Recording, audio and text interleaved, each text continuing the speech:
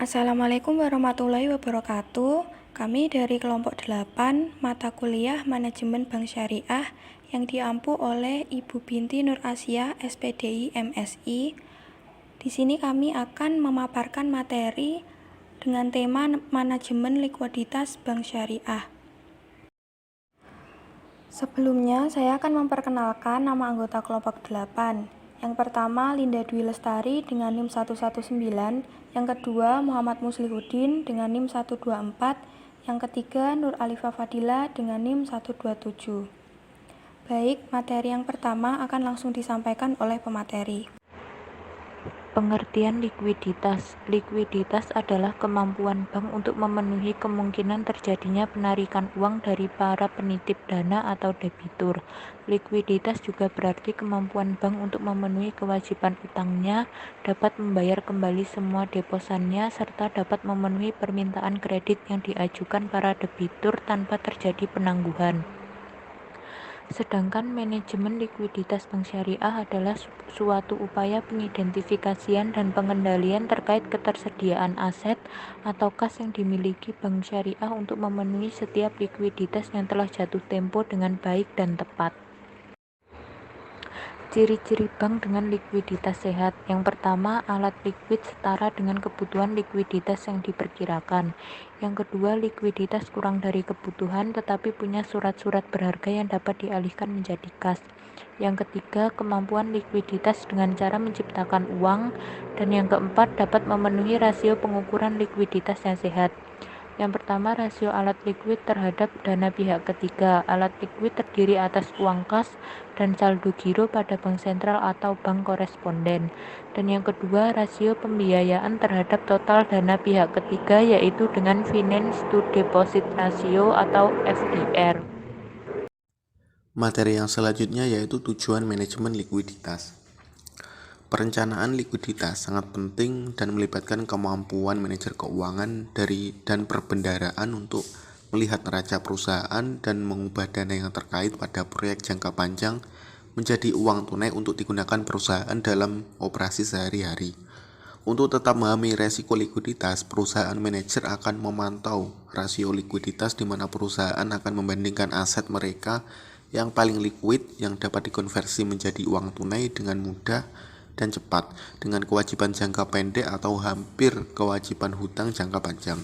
Tujuan utama dari manajemen likuiditas adalah mempertahankan keseimbangan yang sehat antara penerimaan dan pengeluaran uang tunai perusahaan sehingga perusahaan dapat memenuhi kewajiban keuangan yang muncul pada saat yang tepat.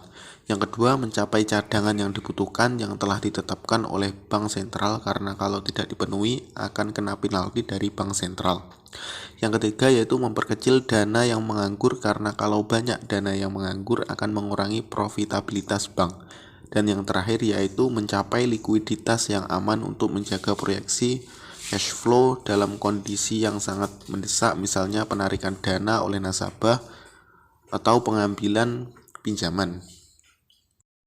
Selanjutnya yaitu kendala likuiditas pada bank syariah. 1. Kurangnya akses untuk memperoleh pendanaan jangka pendek. 2. Kurangnya akses ke pasar uang sehingga bank syariah hanya dapat memelihara likuiditasnya dalam bentuk kas.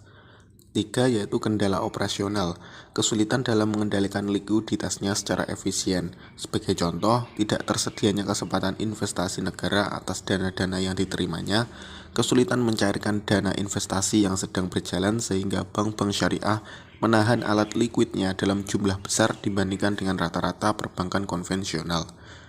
Untuk mengantisipasi masalah tersebut, ada beberapa pilihan yang dapat dilakukan yang bersifat darurat.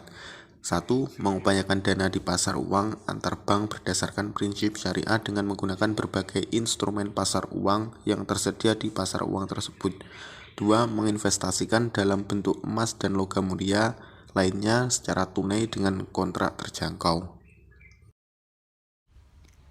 Strategi pengelolaan likuiditas. Bank memiliki 3 alternatif pilihan dalam mengelola likuiditas, yaitu manajemen likuiditas liabilitas, manajemen likuiditas aset, dan manajemen likuiditas yang seimbang. Dalam pengelolaannya, likuiditas mempunyai satu strategi dari 3 strategi di atas. Suatu ukuran likuiditas yang baik harus memperhitungkan konsep arus kas. Namun, ukuran likuiditas yang paling banyak dipakai bersumber pada konsep persediaan, yang meliputi LDR dan cash ratio. LDR atau loan to deposit ratio, misalnya jika rasio meningkat ke tingkat yang lebih tinggi secara relatif, pengelola bank kurang berminat untuk memberikan pinjaman atau investasi. Sedangkan cash ratio, misalnya rasio kas terhadap total deposit lebih baik dalam beberapa hal dibandingkan dengan rasio pinjaman terhadap deposit. Karena rasio ini mengaitkan aset yang liquid secara langsung dengan memperhatikan pinjaman terhadap deposit. Instrumen manajemen likuiditas bank syariah. Yang pertama memiliki primary reserve atau cadangan primer yang meliputi giro wajib minimum, kas pada valuta, giro pada bank lain, item-item uang tunai yang masih dalam proses inkaso, serta bantuan likuiditas Bank Indonesia. Yang kedua, memiliki secondary reserve, meliputi sertifikat wadiah Bank Indonesia, surat berharga syariah negara, hingga mempunyai akses ke pasar uang, yaitu pasar uang bank syariah dan pasar modal syariah.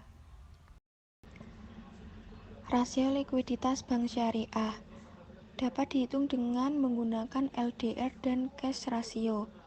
Rumus LDR itu sendiri, LDR sama dengan kredit yang diberikan dibagi dana pihak ketiga dikali 100%. Sedangkan rumus cash ratio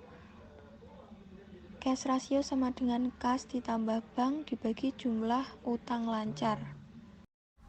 Itu tadi pemaparan materi dari kelompok 8. Jika ada kurang dan lebihnya mohon maaf. Sekian presentasi dari kami. Wassalamualaikum warahmatullahi wabarakatuh.